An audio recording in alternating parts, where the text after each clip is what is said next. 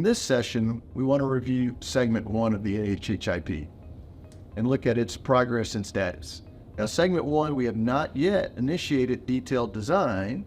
We also have not yet assigned any funding to Segment 1.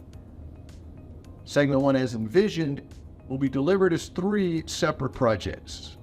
The first being from just north of 610 at Airline Drive to south of Shepherd Drive.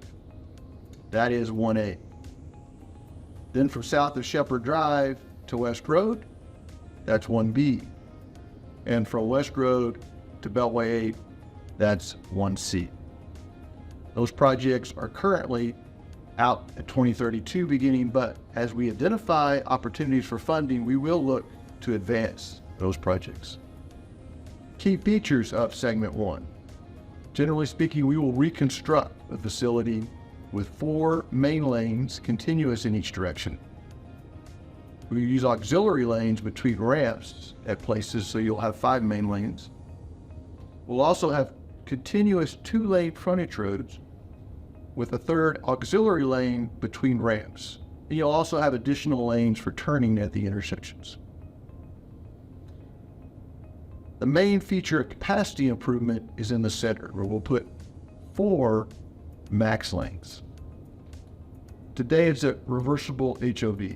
Now we'll have 2 lanes in each direction for HOV traffic, bus traffic, and other high occupancy transit vehicles.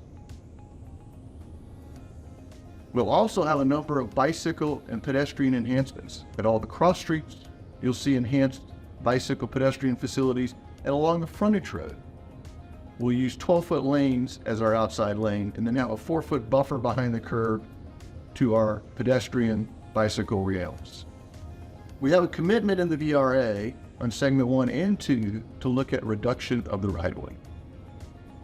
That commitment, in accordance with the VRA, will be evaluated, and we will look for opportunities that still meet the purpose and need as defined in the FEIS and the Record of Decision, and that also reduce flooding on the freeway and the adjacent areas, but continue to keep safety as a priority. We will not have any design exceptions, and we will not reduce flooding mitigation or safety in the proposals that we look at. We'll also ensure safe, accessible evacuation routes. With that in mind, our methodology and our guidelines for looking at these reductions: no reduction in capacity, but we will consider the use of elements like braided ramps, where an entrance ramp goes over an exit ramp, for instance, and that way we can consolidate the area and reduce outside of the ramping. The other opportunity we have is to look at the ramp envelope. That's the space between the frontage road and the main lanes, and we will look to minimize that space that still accommodates the ramp movements. We will not look at elevated max lanes or other concepts that were already reviewed in the FEIS. We will maintain 20-foot border widths outside the frontage road. That is where the pedestrian elements will be featured, as well as opportunities for sound barrier walls and aesthetic walls, as defined in the FEIS and the Record of Decision. Other key features along Segment 1. As committed with Harris County, we will evaluate a longer bridge over Halls Bayou. That longer bridge gives us opportunity to accommodate future channel improvements. We'll look at that in collaboration with Harris County Flood Control District at all of the channel crossings. In addition to the wider bridge at Halls Bayou, noted as Item A on the exhibits, we're also excited about a joint detention facility with our partners at Harris County Flood Control District. So along Halls Bayou, just east of I-45 and north of the bayou, will be a large detention basin, regional detention basin, that serves not only the project, but also the region. You can see this on the exhibits immediately right of Item A. This is in addition to 11 detention basins throughout Segment 1 that will be bringing drainage benefits to reduce flood events, both for the roadway and the adjacent residences. We'll also evaluate new trails along the White Oak Bayou and all the channel crossings, Halls Bayou as well. One of the key items in reconstructing the facility is bringing everything up to current standards and safety. Full width shoulders, geometry that allows enhanced mobility and safety. So we will also look at and maintain a direct connection between the I-45 max lanes and the Beltway 8 direct connectors. There will also be movements that will be possible between the general purpose lanes and the max lanes.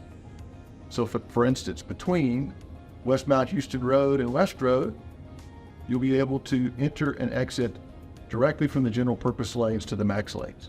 Similarly, you'll be able to do the same between Tidwell Road and Parker Road, as shown as item K on the exhibits. And then item L is we will continue to provide max lane connectivity to the Metro Park and Ride at Shepherd and Veterans Memorial Drive. We'll also reconstruct the direct connectors that are to and from Shepherd Drive and I-45 general purpose lanes. Another key element of segment 1, and truly the segment 1, segment 2 interface, is the importance of the Independent Heights community. Independent Heights is the first African-American municipality in the state of Texas. We've been working with the community throughout the environmental process. We'll continue. We have a number of commitments that we'll be implementing. Segment 2 actually has a number of drainage improvements that will reduce the amount of flooding that occurs in that neighborhood, greatly reducing the number of structures that are subject to flood in certain events. That'll be together with the improvements that we're making in segment 1. And along with those improvements, we'll be able to add trails and pedestrian connectivity along Little White Oak Bayou between 610 and to the north that does not impact additional residences. We're also working with the community to add additional green space, improved air quality benefits, and then specifically working on signage and other elements to bring and highlight the importance of this community, historically and culturally. We will also continue to work with this community and all the communities along segment 1, 2, and 3 to implement our weatherization program. Benefits and commitments in the VRA that before construction for eligible residences will have window improvements or caulking improvements or other elements to weatherize the home before construction activities begin. And then as identified in the FEIS and the Record of Decision, there's a number of opportunities for noise barriers, aesthetic barriers. We'll continue to work with the community on the potential implementation of those elements.